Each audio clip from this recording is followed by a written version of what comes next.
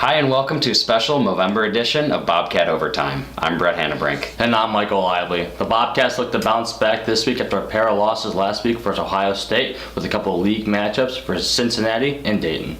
Let's see how the boys fared Friday night against the University of Cincinnati. OU looking fresh wearing camo jerseys in honor of Veterans Day this weekend. In the first frame, a nice hit by Reynolds clears up some space and creates an opportunity for Geither, who rips one off the pads to Pergolizzi, who buries the first goal of the game.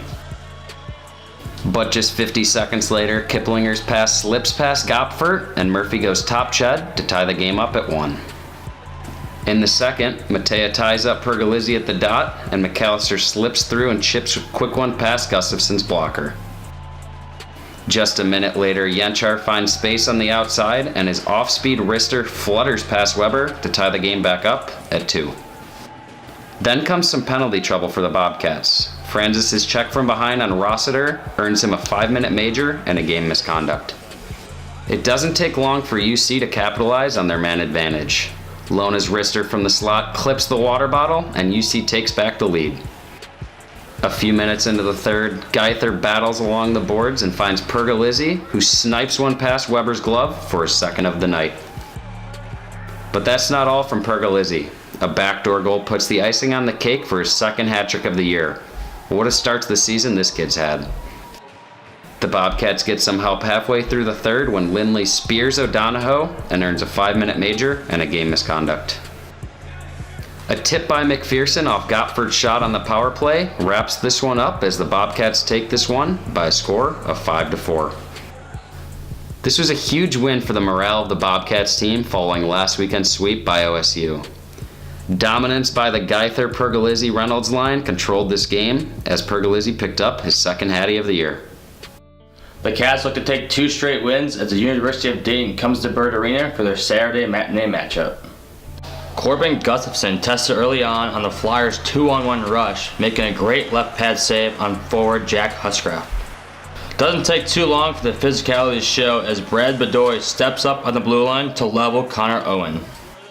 Moments later, Owen Sherlog gets his own rebound attempt but can't put it past Gustafson. It is Ohio who strikes first, off the nifty play by Connor Horry to find the captain Nathan McPherson backdoor to put the Bobcats up 1-0.